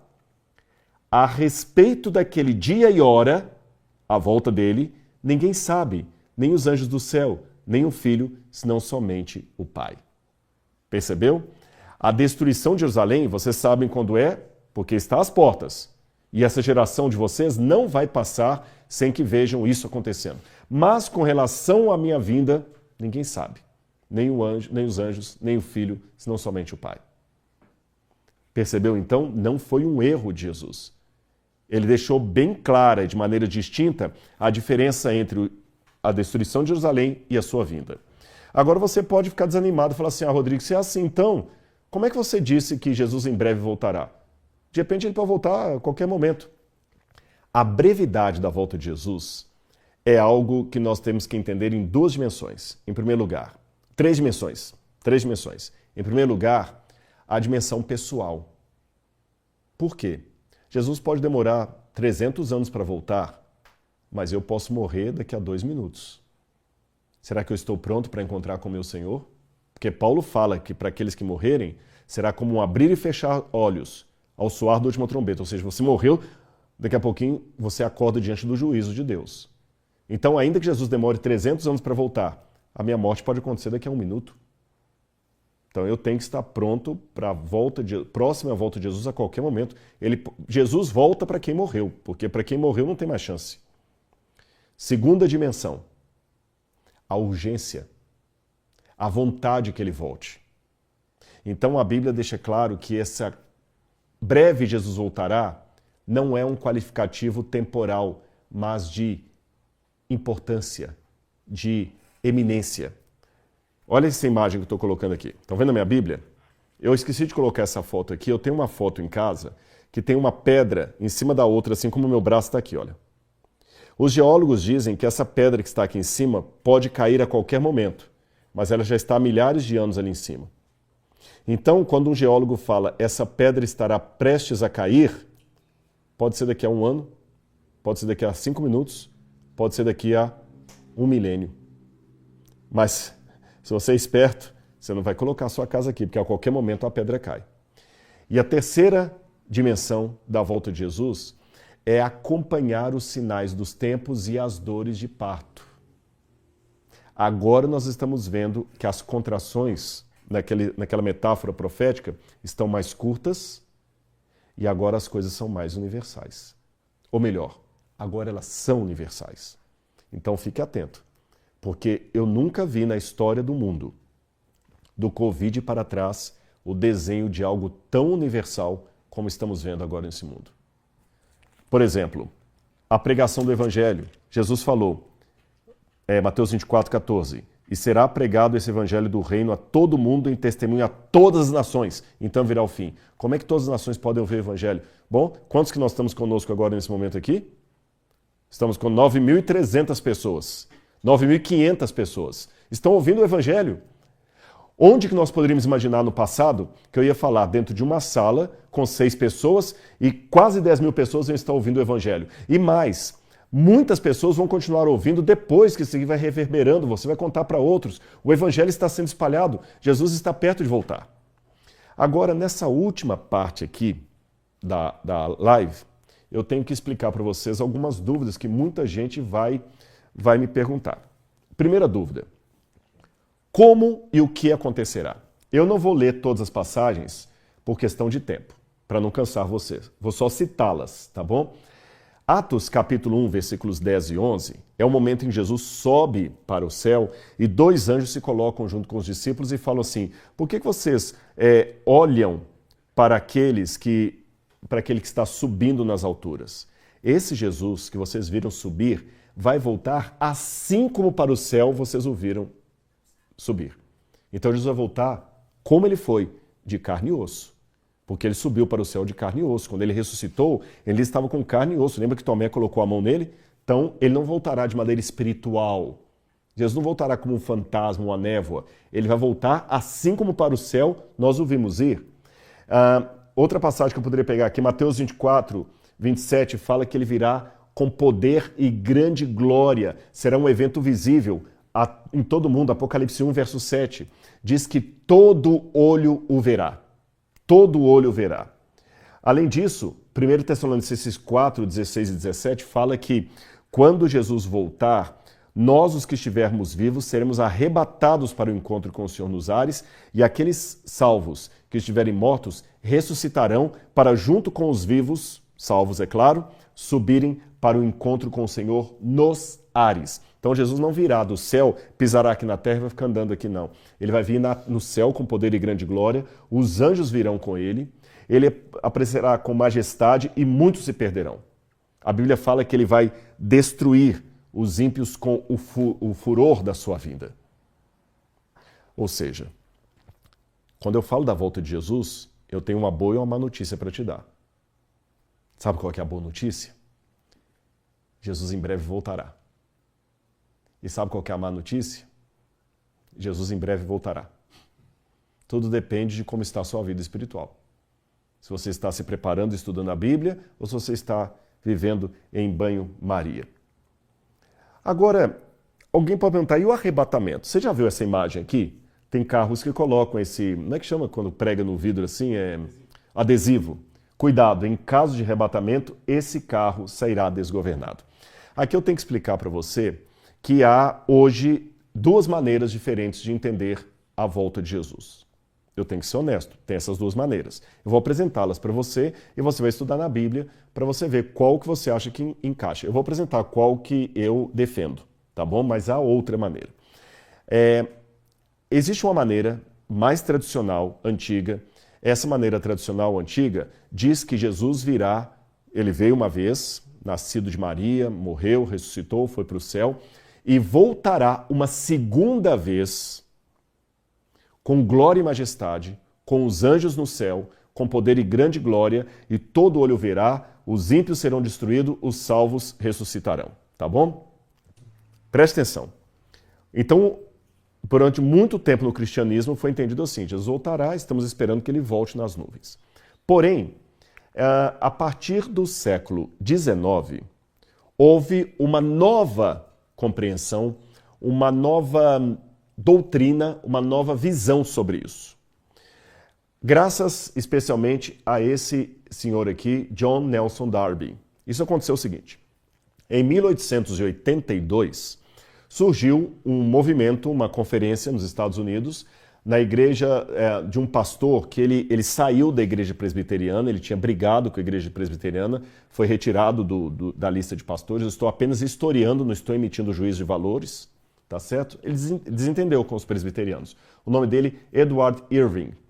E quando ele estava fazendo o seu ministério pessoal, dissidente da igreja presbiteriana, uma irmã teria tido uma visão de arrebatamento na igreja dele. E essa irmã disse que, de acordo com a revelação que ela recebeu de Deus, a volta de Jesus, visível, gloriosa, seria antecipada pelo arrebatamento da igreja. A igreja seria arrebatada, pessoas iriam sumir, a igreja iria encontrar com o Senhor nos ares, e depois de 7 anos é que Cristo volta para dar fim realmente ao pecado. Essa ideia ficou ali restrita, mas o irmão John Nelson Darby viu essa história e ele foi membro dos chamados Irmãos de Plymouth, lá em Massachusetts, que era a região ali dos puritanos, e ele incorporou essa ideia a uma Bíblia que estava sendo vendida para todos os crentes ali, a Bíblia anotada de Scofield. Essa Bíblia anotada de Scofield era uma Bíblia que tinha um texto, até hoje ela é usada em inglês, e ela tinha algumas notas de rodapé.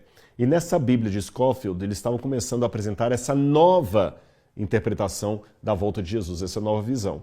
Que você tem a volta gloriosa de Cristo, mas ela é antecipada 7 anos antes por esse arrebatamento secreto da igreja. Por isso que o carro escreve, em caso de arrebatamento, esse carro ficará descontrolado. Mais tarde, B. Alexander, você tem Tim LaHale, todos esses começaram também, Hal Lindsey, a propagar isso mais, e hoje uma grande parte dos evangélicos neopentecostais acreditam no arrebatamento secreto da igreja. Então, numa linha geral, o que se defende? Que num determinado momento, a igreja vai sumir, vai desaparecer, todo mundo vai começar a encontrar roupa, encontrar no lugar, pessoas vão sair. Fizeram até um filme com o Nicolas Cage, né? Tem o livro Deixados para Trás, e vão encontrar com Jesus no céu. E depois de 7 anos, essa igreja que está no céu volta com Jesus. Aí que volta em poder e grande glória. E o que acontecerá na terra nesses 7 anos? Será o tempo de grande tribulação, onde o anticristo terá quase que uma ação irrestrita na terra. E quem vai ser deixado para trás para sofrer nas mãos do anticristo? Aqueles crentes que não estavam espiritualmente preparados e os judeus que não reconheceram Jesus como Messias vão ficar para reconhecer na marra que o Messias é Jesus.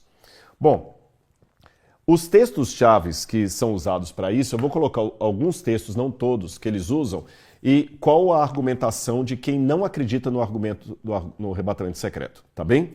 Um texto-chave que pegam é Mateus, capítulo 24, versículo 40, que diz assim, olha, então 2 estarão no campo, um será levado e o outro será deixado.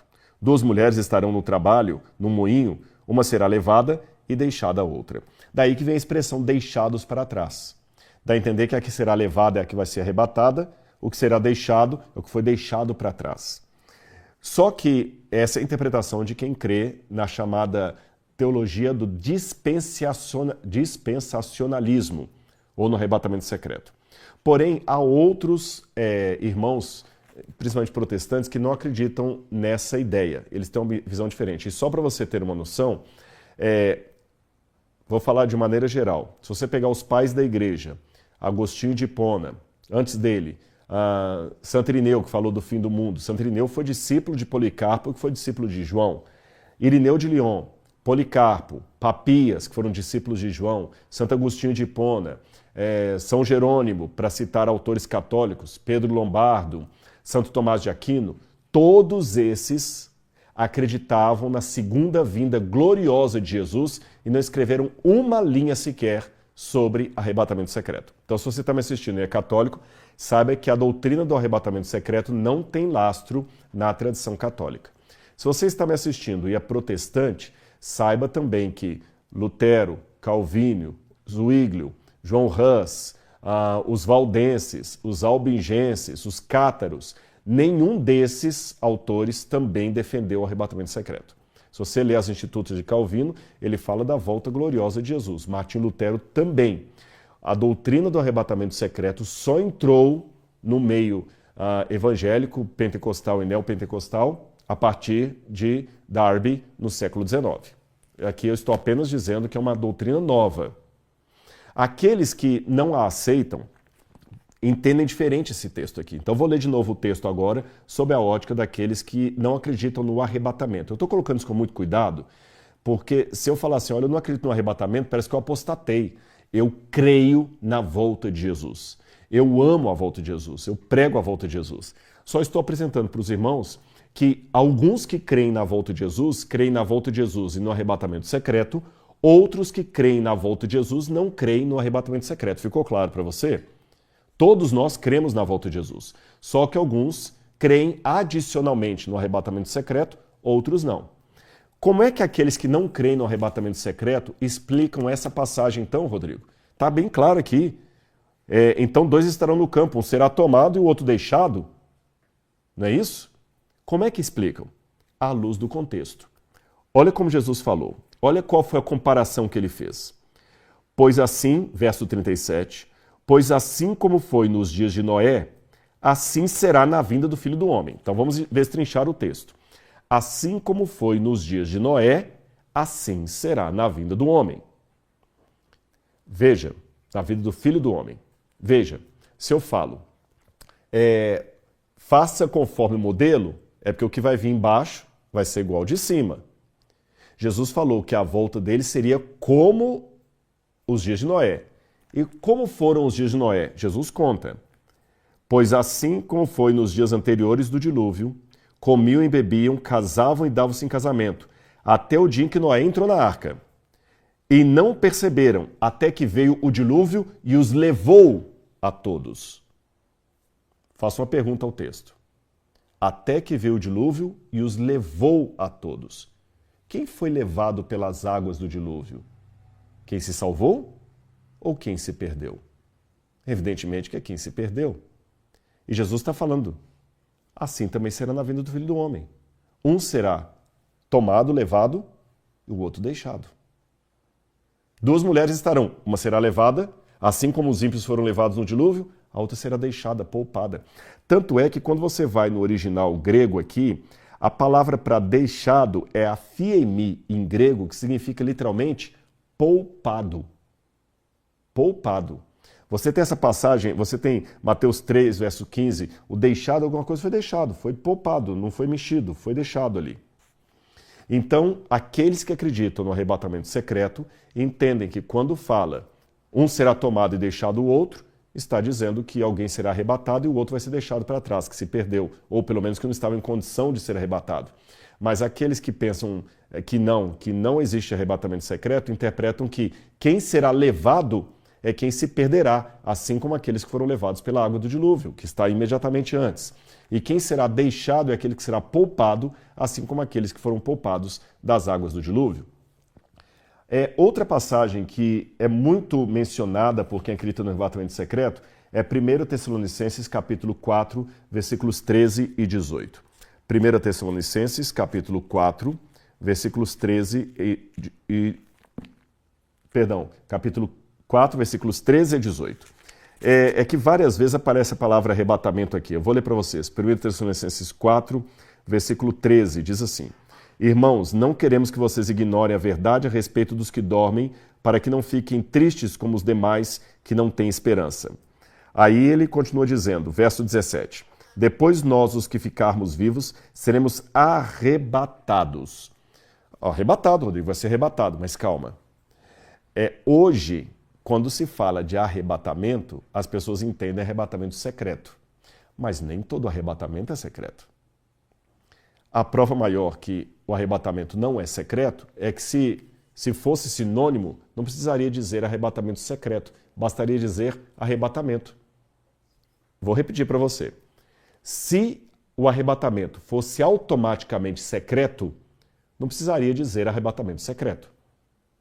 Seria tão redundante como dizer água molhada. Não tem sentido dizer água molhada. Gelo frio. O gelo já é frio. Não precisa dizer gelo frio, água gelada. Você pode falar água molhada, corrigindo. Você pode falar água quente, água fria, porque você tem água que é quente, água que é fria. Você pode falar de gelo inteiro ou gelo derretido. Isso você pode falar. Mas gelo gelado não faz sentido.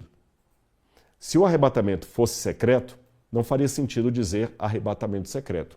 Só o fato de qualificá-lo significa que nem todo arrebatamento é secreto. Então, aqueles que creem no arrebatamento secreto, ao lerem essa passagem de Tessalonicenses, interpretam automaticamente que Paulo está falando daquele arrebatamento antes da segunda vinda de Cristo. Aqueles que não creem no arrebatamento secreto dizem não. Arrebatar, em grego, apargessometar, significa literalmente tirou daqui e pôs aqui. Quer um exemplo de apargessometar em grego? Olha, a tela não pega, mas é como se eu pegasse agora isso aqui, tirei da mesa e vou colocar aqui. Eu arrebatei. É assim que ela aparece na Bíblia. Em nenhuma passagem da Bíblia, a palavra apargessometar, arrebatamento, arrebatado, que é o verbo, arrebatou, é usada como sendo uma coisa secreta, escondida. Filipe foi arrebatado. O Senhor o tirou dali e o levou até o eunuco. Não foi que ele desapareceu assim, de maneira misteriosa, ninguém sabia. Você compreende? Agora, eu tenho que apresentar isso com muito respeito, porque há irmãos que creem de um jeito, irmãos que creem de outro jeito. Mas uma pergunta que você deve estar me fazendo aí no chat é, Rodrigo, mas a igreja vai passar pela grande tribulação? Você já ouviu falar da expressão pré-tribulacionismo e pós-tribulacionista? Pois é, eu vou explicá-la para você agora.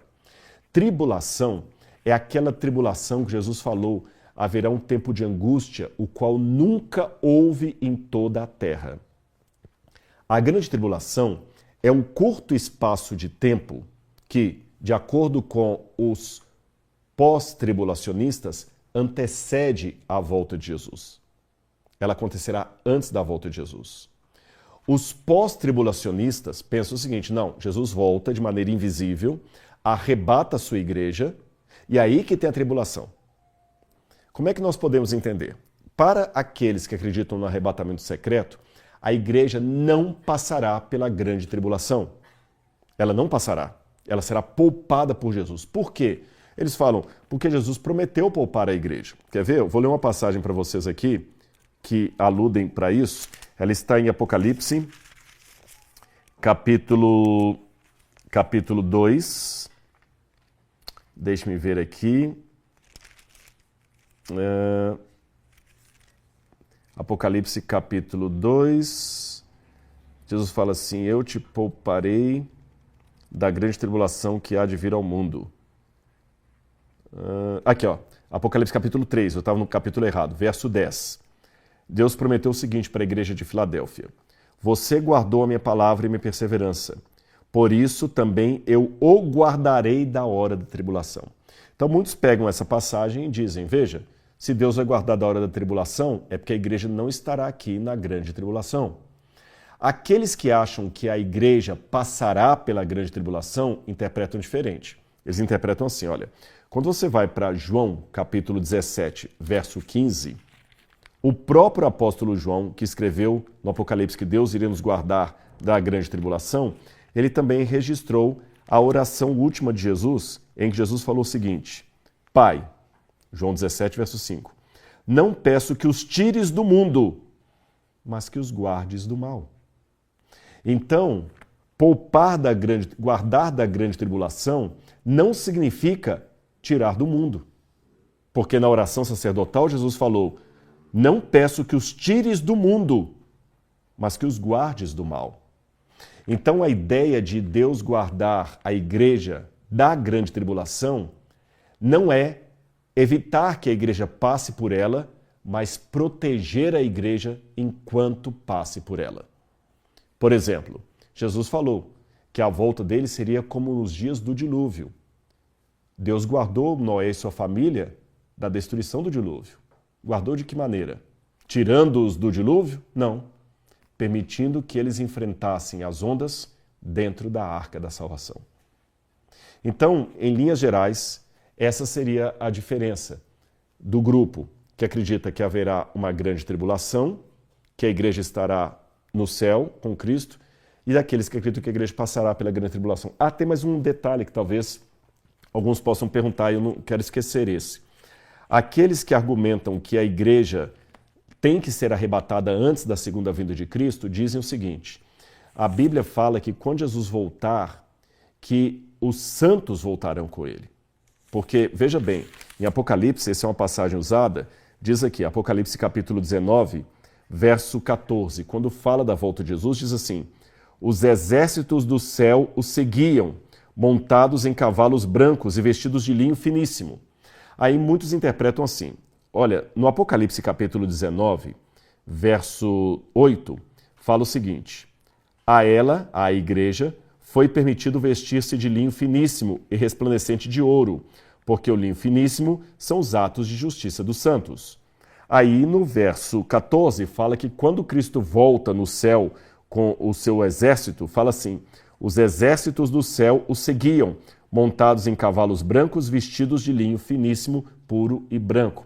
Então fala, veja, Jesus voltará com os anjos e com a igreja. Mas calma, quando a Bíblia diz que Jesus vem com o exército dos céus, Tsevaot Hashamayim em hebraico, o que são os exércitos do céu? Vamos ler em 1 Reis capítulo 22, verso 19. 1 Reis capítulo 22,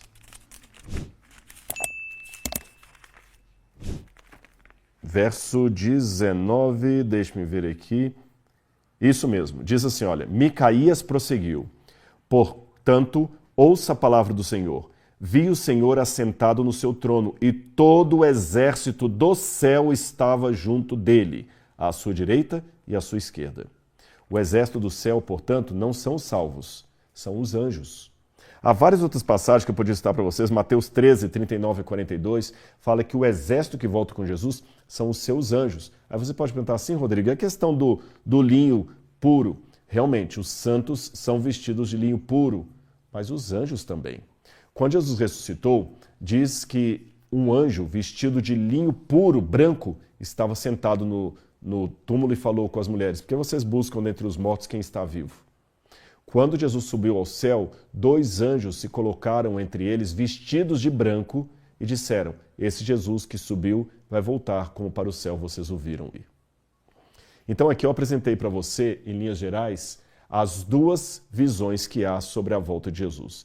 A visão do arrebatamento secreto e a visão daqueles que pensam apenas que Jesus vai voltar com poder e grande glória. E como é que você vai lidar com tudo isso? Posso dar uma sugestão? Eu, Rodrigo, particularmente, sou do grupo que acredita na volta gloriosa de Cristo, com todo o olho o vendo, e eu não encontro muita base escriturística para o arrebatamento secreto.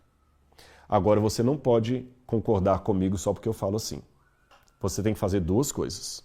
Você tem que estudar a sua Bíblia e chegar à sua própria conclusão em oração junto com o Espírito Santo. Sabe por que eu estou falando isso? O meu papel durante todo esse tempo da minha vida é ensinar a Bíblia. Eu dediquei a minha vida a ensinar a Bíblia. O que eu estou fazendo aqui, tendo uma classe de teologia que eu nunca imaginava, com 10 mil pessoas. Nós já chamamos a 10 mil. Fica até o final, temos 10 mil, glória a Deus. Palmas para vocês. Eu nunca imaginei que eu teria uma classe de teologia de 10 mil pessoas. Eu estou aqui ensinando a Bíblia para você. Mas com a mesma força que eu estou ensinando a Bíblia para você, Deus é minha testemunha, eu não quero que você seja um refletor do meu pensamento. Eu não quero apenas dizer para você, na Bíblia diz isso, agora repita. Na Bíblia diz isso, repita. Não. Eu quero ensinar você a manusear a Bíblia Sagrada. Manusear a Bíblia é diferente de manipular a Bíblia. Então eu apresentei para você um resumo do arrebatamento secreto, o que dizem os que acreditam nele, um resumo da segunda vinda de Cristo sem arrebatamento secreto e o que dizem os que creem nisso. Agora, depois que você tomar a sua decisão, a favor ou contra o arrebatamento secreto, não importa, que você tenha respeito por aquele que pensa diferente de você. E em terceiro lugar, que espere com ardor a volta de Jesus. Você pode até ter uma visão diferente se vai ter um arrebatamento secreto ou não. Mas tem uma coisa que você não pode divergir de mim. A vontade de estar preparado para quando Jesus voltar. Olha para mim aqui agora. Bem sério, olho no olho. Nós podemos ter compreensões da profecia diferentes. A gente chama em teologia isso de escatologia, o estudo das últimas coisas. Nós podemos até ter um entendimento diferente de um aspecto ou outro, mas tem uma coisa que eu e você não podemos discordar. A necessidade de estarmos prontos para quando Jesus voltar. Prontos espiritualmente, em oração, mas ele advertiu que viriam falsos mestres e falsos profetas. E eu não consigo encontrar outra maneira de me livrar dos falsos ensinos senão estudando a Bíblia Sagrada.